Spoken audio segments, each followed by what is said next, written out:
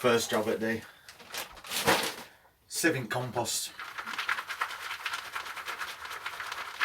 Guarantees to give me a really fine covering on any seeds that I sow, which is going to help them break through that compost quicker, because obviously at this time of year you need things to grow as fast as you can, and all the waste from sieving that compost we save. That basically will end up that deep in this bucket, and then when we fill it up we're saving really good compost, so nothing gets wasted. If you want to sieve your compost, if you nip to Wilco's you can get these. I think they're about £3 or £4 to buy, something like that, but they're really rigid, strong, and I've had this for the last couple of years and it's brilliant. Well, that only took about 5 minutes and we've got just over 30 litres of sifted compost. So now we can start today's sowings.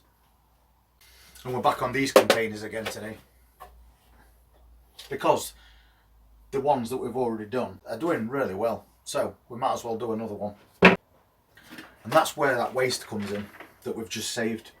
It all went into a pot.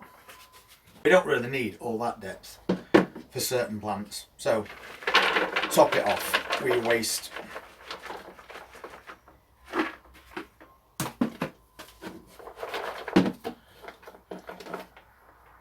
That's going to save you money in the long run, and it also helps with drainage.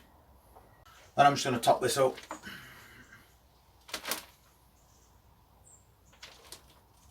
Not going too mad with it, just give it a little bang, settle it down a little bit. And then I'm just going to level it out. You know I always do this. And get a water, and then we'll get these new seeds in.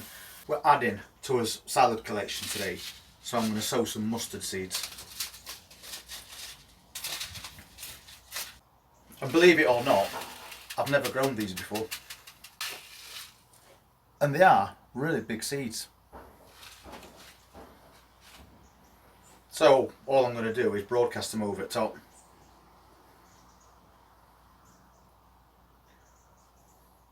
Try and leave them a bit of spacing in between.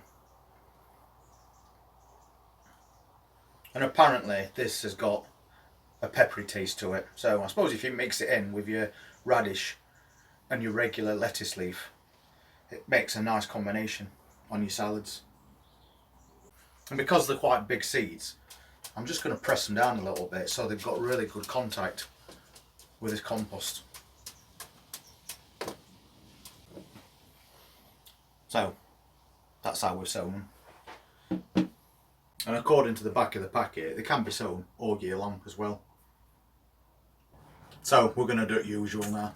Very light covering with colander. Because those seeds are so big, it's easy to see them disappear. And then I know I've fully covered them. So now we've done that, we just need to get a quick water. I'll pop a label in this one as well, else I won't forget what it is. And that for now will do it. We get these containers from Poundland, and they are really good containers for this sort of thing, and they're also food grade plastic as well. All you need to do is drill extra holes in the bottom, because the 4 that it has when you buy them is not really enough for adequate drainage. And something else I'm going to be looking at this week as well is adding some bubble wrap to the sides of these greenhouses to keep some warmth in as it starts to drop colder. But we're also going to be bubble wrapping these containers as it does drop colder to maintain some warmth, because the black containers are going to hold warmth in from the sun through day and then release it at night. So if we're bubble wrapping things as well, that's going to really help. So I'm going to go and have a look through the shed now just to see how much bubble wrap I've actually got. And if you want to see what else we're planting in this greenhouse over the next few months, then please just hit that subscribe button and press that notifications bell. We'll see you next time. You all take care.